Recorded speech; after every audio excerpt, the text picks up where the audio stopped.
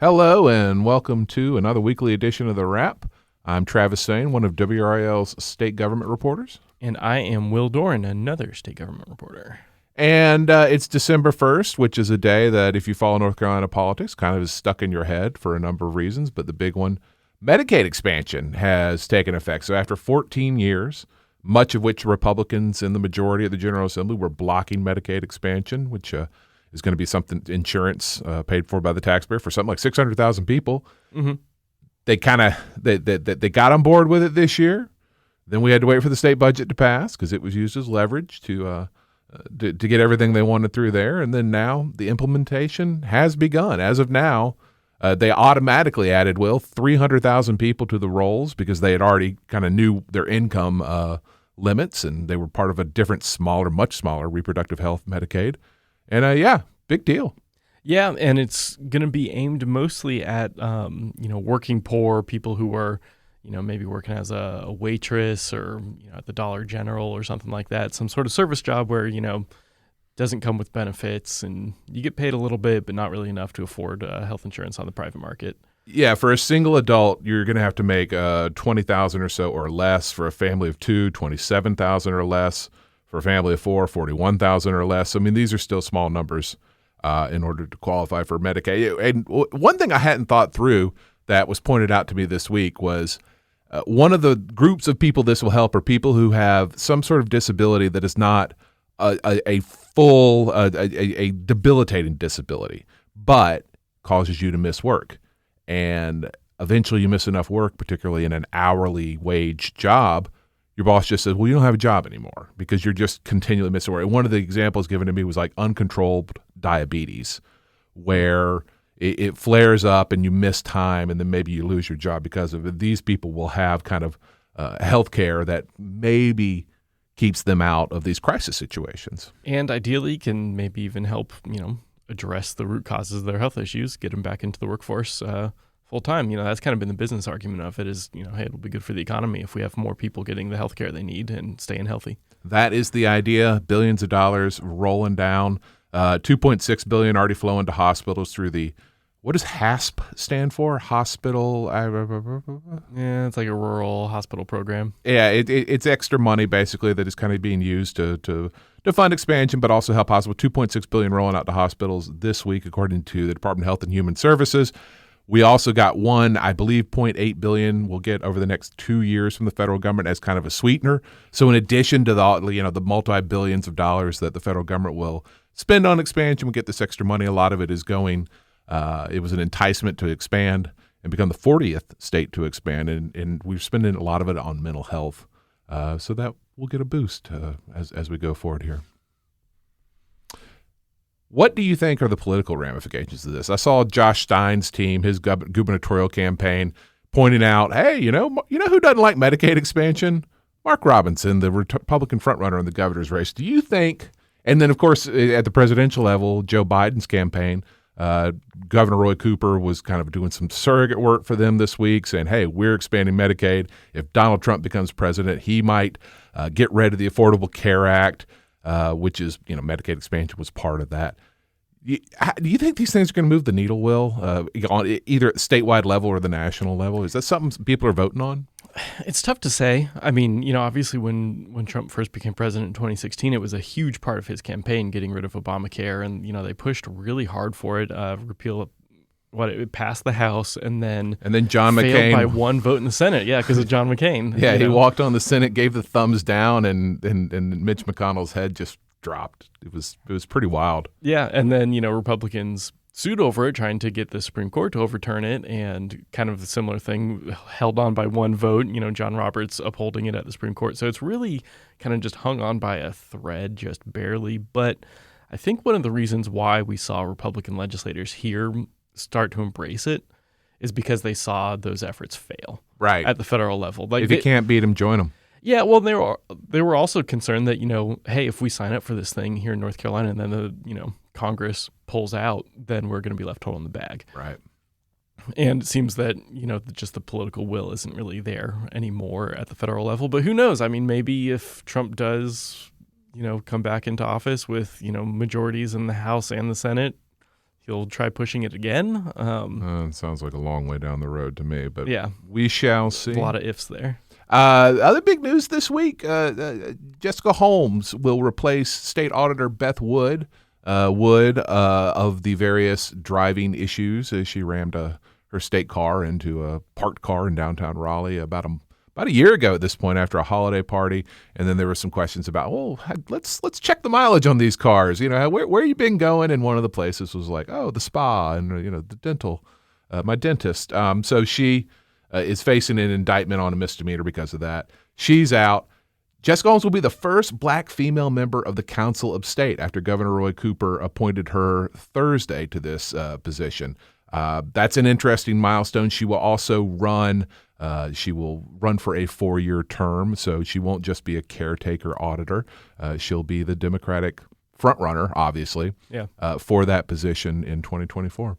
It's amazing that we still keep getting these firsts. I remember Sherry Beasley became the first black Supreme Court Chief Justice when she was appointed in 2019 or 2020. Now we're having our first black woman on the Council of State, which is the 10 executive branch offices. It's just amazing that, this day and age, we are still getting these firsts here. Right. It just reminds you, like Jim Crow and things like that, not in the distant past, unfortunately. Holmes is not a CPA, but she's an attorney. She's done a lot of labor law. She is currently a deputy commissioner on the Industrial Commission, which handles workers' comp claims. She'll have to come off of that, but I mean that's no problem. She'll just step off of that and starts, I believe, December 16th in the auditor's office.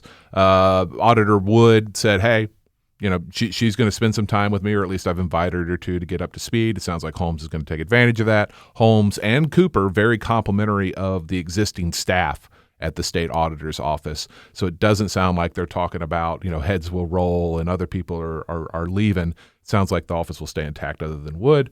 Holmes, you may remember, ran for labor commissioner, ran a tight race as the Democratic nominee in 2020, but lost a close race to Josh Dobson, the Republican commissioner of labor, who's not running again.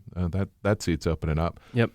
She is also a former Wake County Board of Commissioners member and chair, and according to the coverage at the time, was the youngest person ever elected to the Wake County Board of Commissioners back in, I want to say it was 2014 she was first elected. But it was it was a while ago. Yeah. So, I mean, she's kind of been an up-and-comer for a while in Democratic politics, and this is a big opportunity here to kind of make a mark in elected politics. And yeah. I mean, it won't be free. She's going to have a primary against Luis Toledo, who's a former employee in the auditor's office, and has kind of run on his record of putting together some of these audits that Wood has gotten credit for over the years.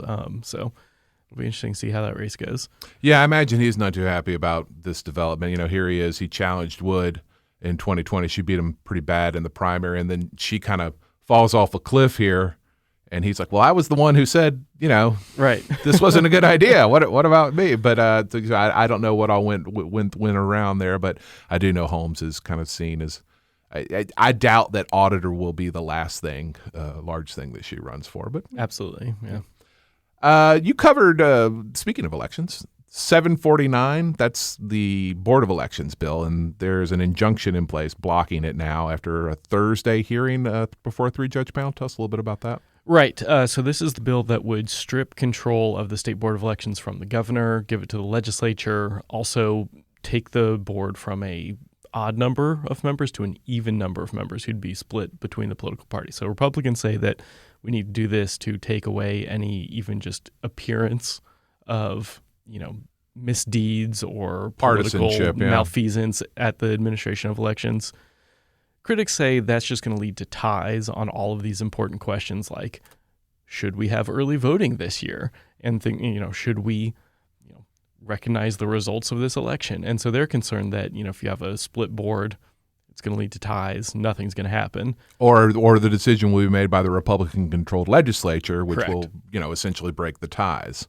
Yeah. Not every single case goes to the legislature, but a lot of the times when there are ties, it would go to the legislature. So that got blocked in court, and that really was not a surprise.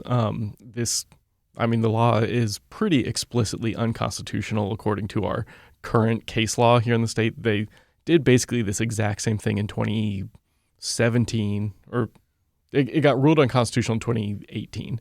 And, that case is still, So basically, the law. the panel of judges is bound by a Supreme Court precedent that may, though, change because it's going to go Correct. before a new Supreme Court where Republicans, in the last election won. It flipped. So that's where the action is. And do we know yet how? I mean, it'll take a little while. Let me ask this: are we going to have the same board of elections through the primary? And then I'll ask the same question for the general election. It'll almost certainly still be the same way through the primary. The judges said this week that they want the two sides to figure out when the trial is going to be, but they'd prefer to have it in January or February. That technically does leave some time before the primary in March, but realistically, they're not going to change up how the state board of elections is Right.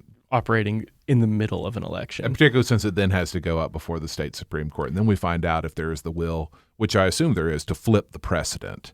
Yeah. What else? Anita Earl's case. Hit that real quick, I think, because... another court case. This one, a loss for Democrats. She has been trying to block this ethics investigation into her for some comments she made about race and gender and politics in the court system that the state judicial ethics commission says is disparaging against the judiciary.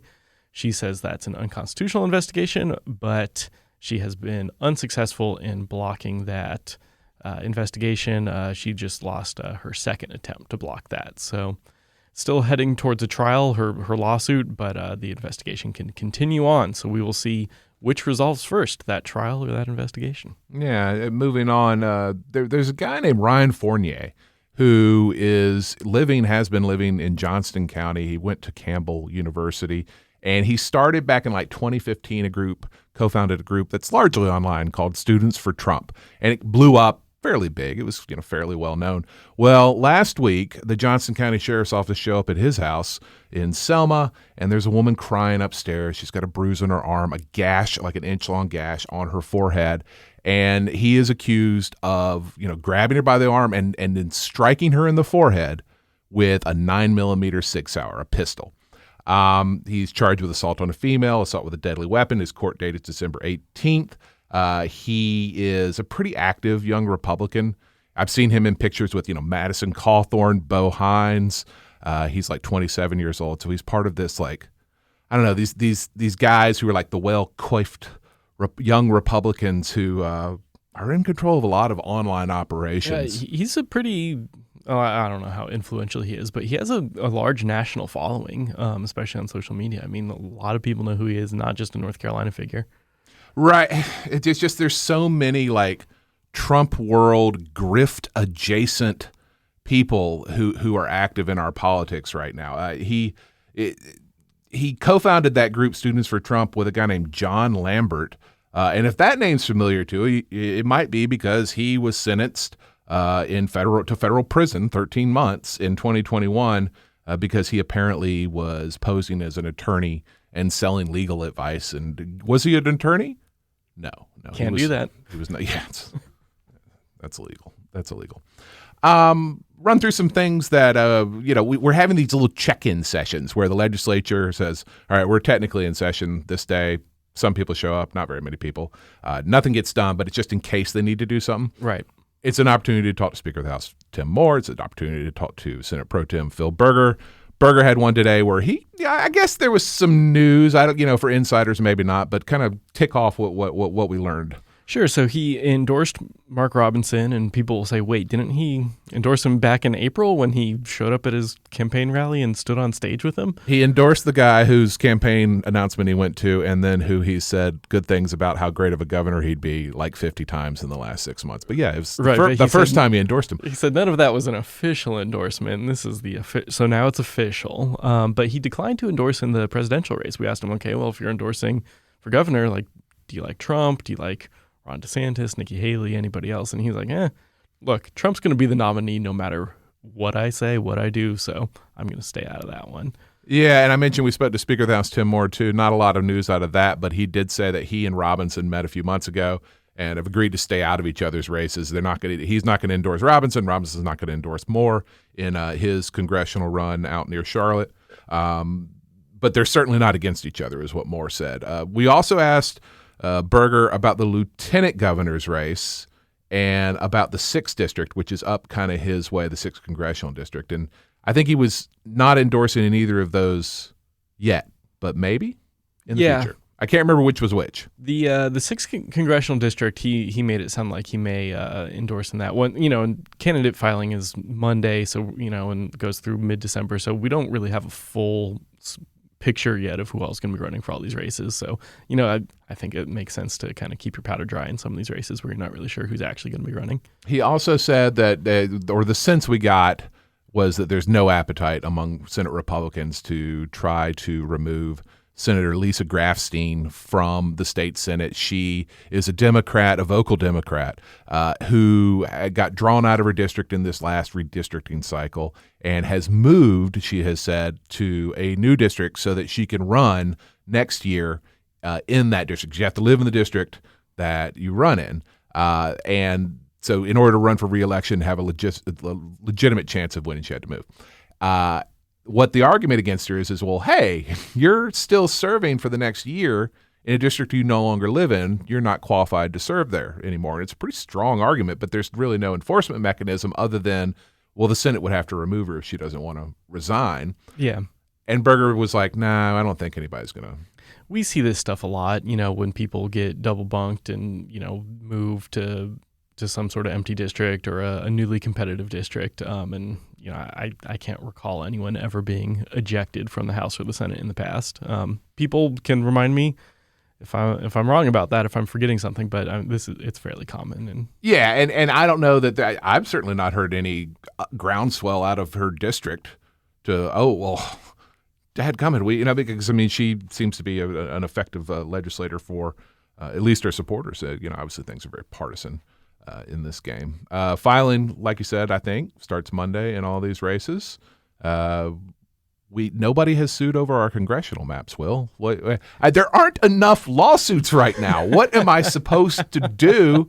There's only one redistricting lawsuit. Are we moving to a moment where the lawsuits aren't just assumed after a redistricting? Have we eroded precedent enough to where it doesn't make sense to file a lawsuit, at least on the congressional maps?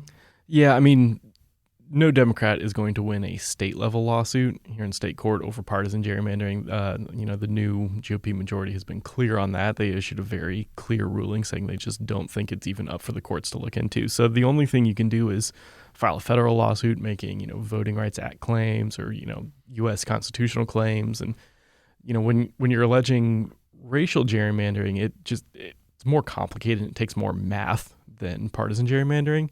And so I suspect maybe there's just been some struggles on that, because you got to imagine that the Democrats are going to sue over these maps. They're losing 3 or 4 seats in Congress if these maps stand.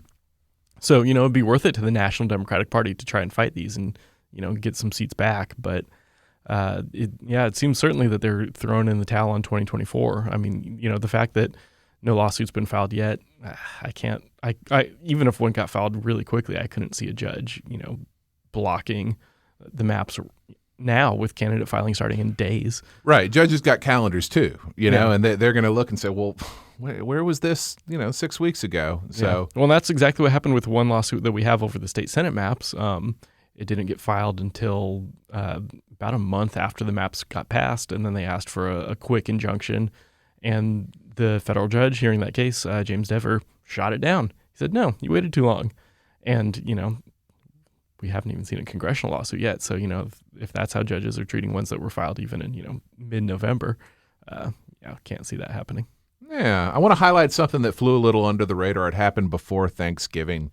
The governor, Governor Roy Cooper, sent a letter to the North Carolina Chamber of Commerce that, basically calls them racist. It says, it says all right, so there are a number of positions, particularly judicial positions, where the governor nominates someone. It's his appointment, but the legislature has to confirm it. And what he's saying is like the Republican lawmakers, the Republican majorities are using the state chamber of commerce as a vetting service. Like they're turning around and saying, what do you think of this person? If the chamber doesn't like them, then they don't move forward. That's what the governor's letter says. He says the General Assembly has confirmed 13 out of his 33 black nominees, that's 39%, and 42 out of his 70 white nominees, which is 60%. Those are obviously significantly different numbers when you break it down by race. And he says this is racist and this is inappropriate. And the chamber issued a long response. They say, oh, this is a hurtful accusation. It's dispiriting. It's meritless. It's beneath the dignity of your office. And basically went to say, like, a lot of these nominees, or at least some of them, your administration is not doing a good job of putting them forward and convincing people that they're good. So this is, this has been simmering for a while, and I had not heard. I'm not surprised by it, but I had not heard this fight break out into the public. It's not the sort of thing that usually becomes public. I mean, you've got, a governor who's kind of tried to, present himself as a bit of a moderate. And, the chamber obviously big business here, and he's calling them racist. I mean, that's, not something that happens out in public like this very often. And I think it's notable, too, that the chamber didn't really push back on the accusation that they are vetoing some of these picks. Yeah, that they are, kind of vetting these candidates. That seems to be what, and you can see why. I mean, it's not like, the pro tem and the speaker, they have staffs, but they're not huge staffs, and individual lawmakers don't have big staffs. So, but yeah, I mean, that's kind of some of the nitty gritty of these processes. And so when you talk about business court judges who decide big lawsuits against businesses, the chamber appears to have a pretty outsized role in deciding who's on those benches. The letter specifically mentioned a woman named, and forgive me if I get this mispronounced, Jocelyn Mittenwall Mallet, Mallett. She's a business court nominee of the governor's, and she's a partner at McGuire Woods, former federal prosecutor, JAG attorney. Has got a long time, big time resume.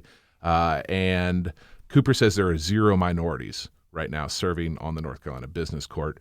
Chambers called her in its response extraordinarily impressive. So I wonder if some of this is, we're going to get this, this one person is going to get moving forward. I mean, her example was one where the chamber said, you should have done a better job of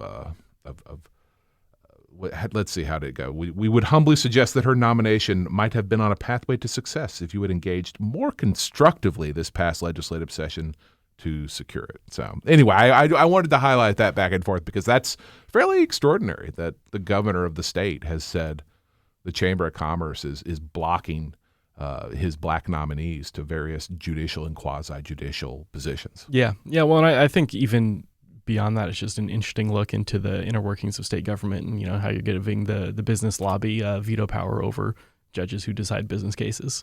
Right. Quick hits here. 350 jobs in Davidson County, a company that produces lithium-ion battery pouches. I think that was announced this week. It's a Japanese company. As we've noted, governor was recently in Japan. This is one of the companies that he negotiated with. So that continues to be a real pipeline for economic development. Yeah, they're really leaning into that. And there's been a ton of federal money, from some of the incentives programs that Congress and the Biden administration pushed for things like this, aimed at electric vehicles and battery capacity and things like that. Yeah, there was some coverage, I think, this week in the New York Times about lithium mining in North Carolina. There's a place in Kings Mountain that wants to reopen. And, obviously there's going to be some pushback anytime you're talking to mine, but we are in big in North Carolina on electric vehicles and got to have lithium at this point to produce them. The governor was making the circuit this week a little bit as a Biden surrogate, the surrogate for Joe Biden's presidential campaign. Part of that is because we're the state expanding Medicaid this week. That's a big deal. It's part of the Affordable Care Act. We mentioned earlier about whether or not if a Donald Trump became president again, he would try again to repeal the Affordable Care Act. So it all makes sense. But when the governor of North Carolina is on a phone call with press, with the former Speaker of the House, Nancy Pelosi, for the Biden campaign, it does, of course, fuel speculation of, Roy Cooper's only got one more year left here in North Carolina as governor, term limited. Might some sort of Biden administration posting be in the offing? I asked Cooper that question pretty much directly about 2 weeks ago. Hey, you're about being done governor. what are you going to be doing afterwards? Are you heading to the Biden administration? You going to go into some sort of private gig? And he dodged it and said, "Oh, I'm just so busy and so focused on the day-to-day work as governor. I can't even think about what I'm going to do starting in 2025." But I think there's a lot of people who expect that if Joe Biden does win a re-election, then Cooper would have the opportunity at least to get a pretty high-ranking role in his administration. Yeah, I can fully understand not quite knowing what your future prospects are, but I think his are quite good. Speaking of people moving on, Kilpatrick Townsend's entire government relations shops, national, state, and federal, they're splitting off. They're starting their own lobbying shop. It's called Checkmate Government Relations. This is a lobbying team at the North Carolina General Assembly that's real well known. Chess McDowell, Nelson Freeman, John Easterlin, Hampton Billups, some others. And so they're splitting off from the law firm Kilpatrick Townsend and starting their own shop. And I think that goes live like now. I think it is live now. So yeah, there's some of the folks behind sports betting and things like that, and a lot of other big business kind of pushes here. So yeah, if you want to know everybody they represent, you're gonna have to do some scrolling on the lobbyist search, because there's going to be a lot of clients. Like we said, filing opens Monday. I don't want to get into too many, but I do want to note State Representative Erin Perret will no longer run in the 13th congressional district. She announced that. And there's going to be a lot of money spent in that one by some big-time self-funders on the Republican side. Yeah. And I suspect that had a lot to do with her decision. Former state senator Jeff Tart has announced he's running for auditor. I think that's a half dozen Republicans now running for auditor. We mentioned the Democrats earlier in Holmes and Toledo. Caleb Rudow? I apologize, y'all. Every now and then I write down a name, and then I get to it, and I'm like, oh, I've never said that out loud. Rudow, I believe. I believe that's correct. He is a Western North Carolina, Asheville area state lawmaker. He is going to face off against, or he is going to run to be the Democratic nominee to face Republican Chuck Edwards in the Western North Carolina congressional district out there. So he has picked a mountain to climb, hadn't he? Yeah, that is a pretty solidly red district. So interesting choice for someone in a safe Democratic seat out in Asheville to leave to take on that challenge. That opens a spot for former State Representative Brian Turner, who obviously the maps have been redrawn, but he represented this area before, so he will attempt and probably be successful in returning to the General Assembly. He's going to take a leave of absence at the Audubon Society to make that run when it comes time to do it. He has been their policy director. Let's talk quickly about this poll that came out that showed Phil Berger as a 30-point dog in a potential Republican primary in Rockingham County, where he is, the state senator. If Rockingham Sheriff Sam Page ran against him, it was a little weird, right? Yeah, it said that a lot of the opposition was because of Berger's support of casinos. But I mean, I would bet good money were casinos legal here that Phil Berger is not going to lose a Republican primary by 30 plus points. Yeah, I don't doubt that there's this backlash against casinos, because he was an adamant supporter of them this last session in Rockingham County. But 30 points is a lot. The pollster is anonymous. That's not something you see all that often. But I mean, it did get written up in a number of media shops, but it tells you something about the effort. It tells you something about probably some fear that Berger will not appreciate this, and better that he doesn't know who you are while he's not appreciating it. It was funded supposedly by something called the NC Conservative Project. I cannot find a piece of paper on them. I have not seen where they're registered anywhere. I don't know what that entity is. I also don't know why Sheriff Sam Page would run. He's running for lieutenant governor right now. I don't know why he would instead run to be the 30th Republican state senator who just ousted their, as far as I know, pretty popular leader. I doesn't sound like a vehicle for effective legislating. He has not returned my call. He's kind of a no comment on whether or not he'd do this or not. Yeah. So yeah. Well, I mean, I think it does kind of illustrate how unpopular that casino push was, especially among kind of the social conservative branch of the party. I mean, we don't really often see something that both the Speaker of the House and the President of the Senate want get shot down. But that's what happened with the casinos. So who knows? Maybe they're bleeding a little bit of support. But well, this being released publicly in the way it was, it's a definite shot across the bow. Yeah. For Senator Berger. Speaking of that sort of thing, there will be a new super PAC for Mark Robinson. It's run by Jonathan Feltz and Michael Luthi. It's called Patriots First. I'm not sure what's second. I have to update everybody on that. I told Jonathan Feltz, who's behind Patriots First here, I'm gonna start asking every America First politician, what's second? How many of them do you think I have to ask that question before someone says something stupid? You probably get there pretty quickly. Real quick, Congressman DeSantis has been not DeSantis, sorry, Santos. It was George Santos from New York. Yeah, sorry, I watched some of that debate last night with DeSantis and oh man, Gavin Newsom. I feel sorry for you. He was expelled. Santos was expelled from the United States House of Representatives today, Friday. The North Carolina voting breakdown, courtesy here of Joe Bruno, Charlotte area reporter. Edwards, Fox, Hudson, Murphy, Rouser voted to expel. So did all North Carolina Democrats, Joe Bruno reports. Representative Dan Bishop and Patrick McHenry voted no. I saw Bishop say he didn't like overturning years of precedent where someone has not been. Although I think Santos is pretty clearly guilty of a lot of things, has not been convicted. Well, and you've already seen Jeff Jackson hammering Dan Bishop for that decision.